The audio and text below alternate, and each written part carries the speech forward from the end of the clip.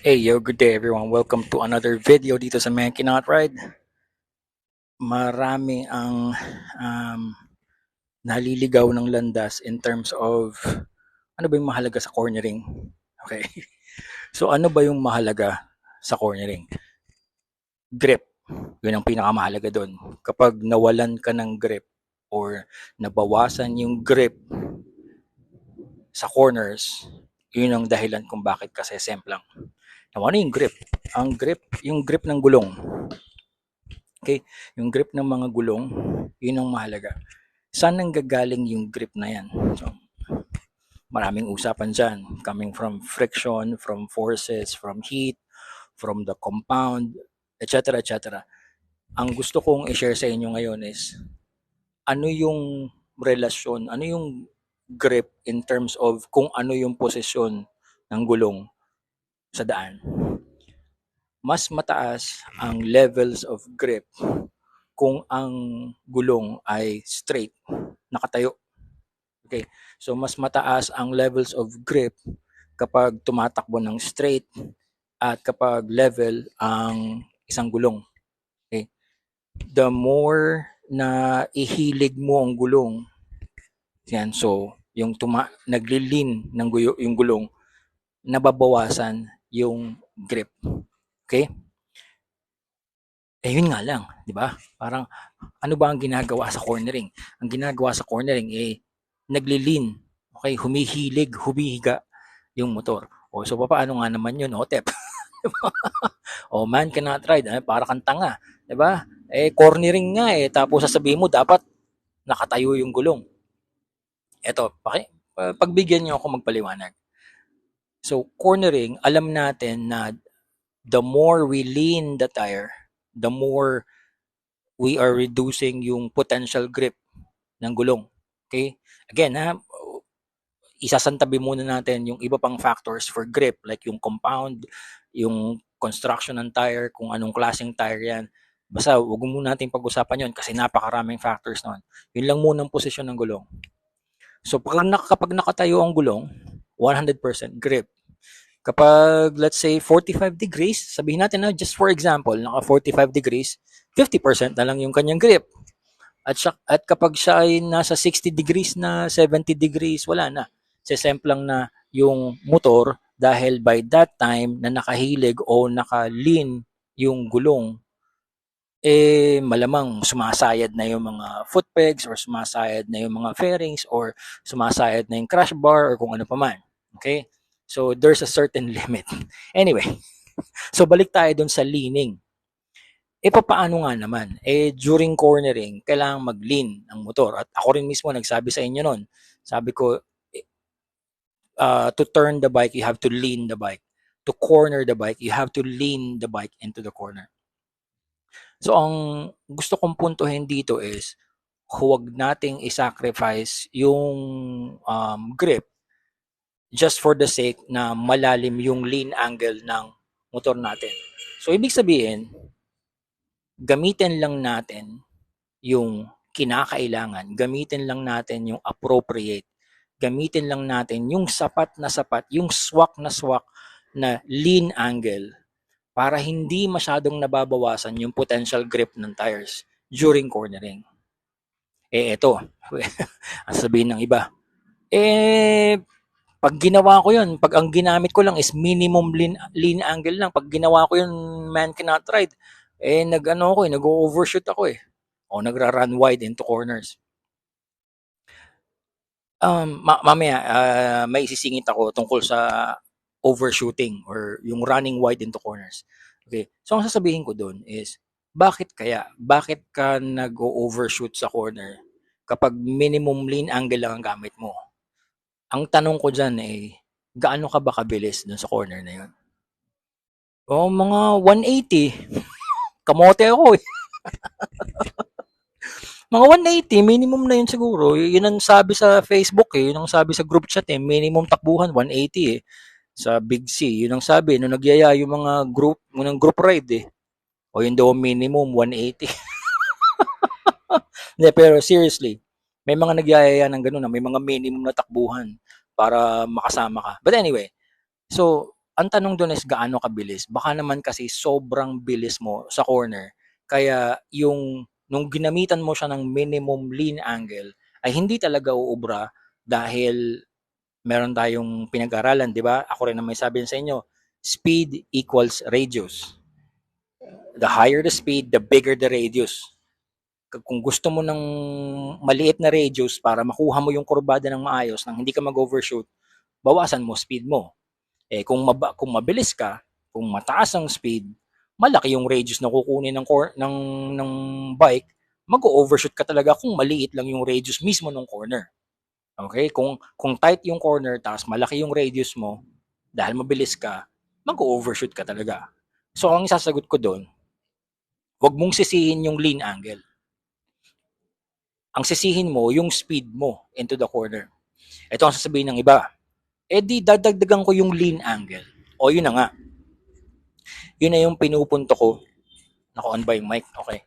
Yun na nga yung pinupunto ko dito sa video na to na we have to use the minimum lean angle. Kung ano lang yung kinakailangan ng gulong, kung ano lang yung required, kung ano lang yung appropriate do sa corner na yon. Kung sasabihin sa akin na ang appropriate do sa corner na yon 60 degrees eh. So I would guess I am guessing na mabilis talaga yung rider. Baka naman sobrang bilis mo. Kaya ang kinakailangan mo 60 degrees sa Big C o kaya sa Devil's Corner. Bagalan mo. Pag binagalan mo, hindi mo kakailanganin ng 60 degrees. Okay, ito pa, ayan, ito pa, last, ito, sasabihin ng iba. Kaya nga ako nagko-cornering para masaya Kasi masayang mag-corner, masaya humiga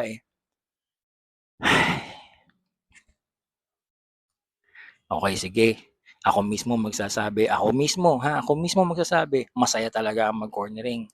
Masaya talaga ang nakahiga yung motor, yung feeling na nakahiga yung motor, masaya talaga.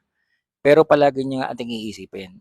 Okay, ito lang naman ang tanong diyan Nasa public roads tayo. Magiging masaya ka ba kung makakadisgrasya ka ng iba? Magiging masaya ka ba kung mapupurnada mo yung araw ng ibang tao? Kung mababad trip yung ibang tao dahil sa'yo? Okay, tandaan natin, pag sa public roads, may mga kasabay tayong motorista, hindi naman nila ini-expect na magko-cornering ka sa, ba, papunta ng Marilaki, nasa Big C kayo, tapos may kasunod kang nagfa-family trip, may kasunod kang van ng mga madre, may mga kasamang ano, 'di ba, mga bata para feeding program o may kasama kang isang van na nagme-medical mission.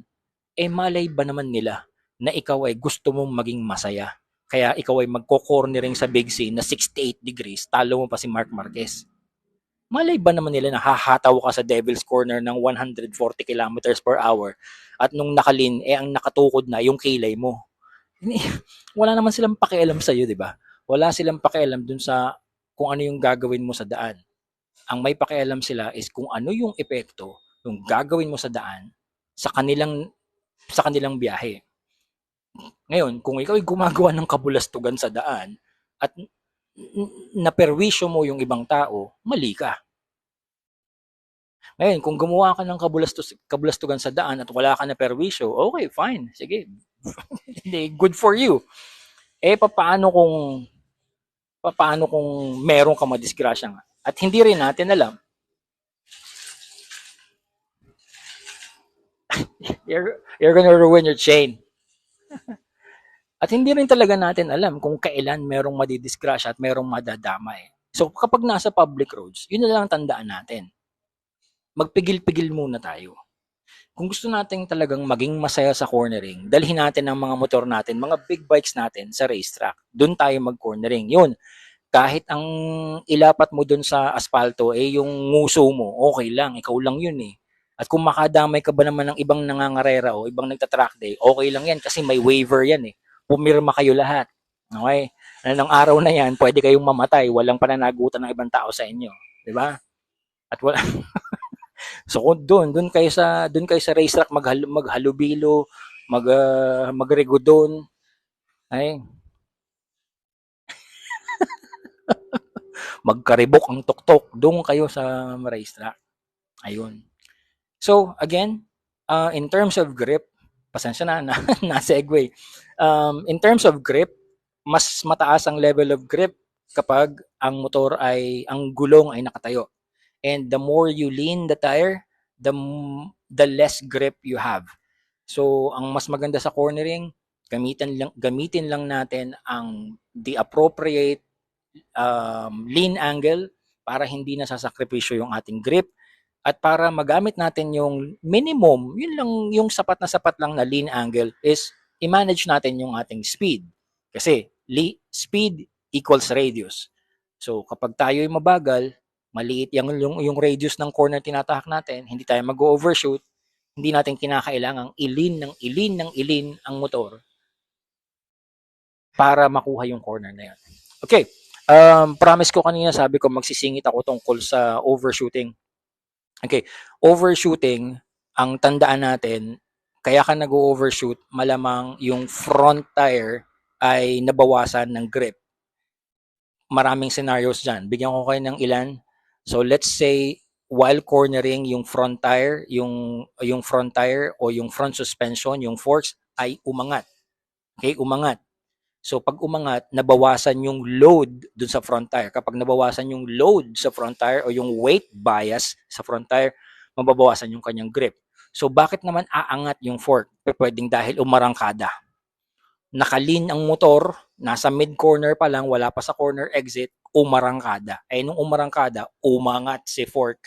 Kasi nga nag-squat yung bike eh. Pag nag-squat yung likuran, umaangat yung fork. Pag umangat yung fork, again, like I said, unloaded yung front tire, nabawasan ng load sa kanya, nabawasan yung weight bias, nabawasan yung grip. Overshoot yon. Pwede rin namang dahil sa sobrang lambot ng rear suspension o yung shock. Dahil sa sobrang lambot ng rear suspension, ng rear shock or ng shock, o kaya naman ay sobrang lambot ng gulong ng rear tire. So yung likuran, during acceleration, kahit na nasa tama kang pwesto sa corner, nasa corner exit ka na, pero pag nag-accelerate ka, eh nag-squat mas madalas nag-i-squat yung likuran, there's a tendency na mawala yung weight bias and load dun. You crashed? Jesus, no. Semplang sa garahe. So mababawasan yung grip sa unahan. Again, overshooting, mostly yan ay dahil nawalan ng grip yung front tire. Maybe because of suspension, maybe because of tire pressure, or dahil sobrang lambot ng likuran, or yung balance ng bike ay masyadong bias sa likuran, kaya squat ng squat during acceleration, or talagang yung unahan ay maling-mali ang setup ng suspension, hindi niya makuha yung magandang grip while cornering. All right, so more of those topics sa ibang mga videos right now. Thank you so much for watching. I will see you on the next video dito sa Man Cannot Ride. What did you hit? Jesus Christ.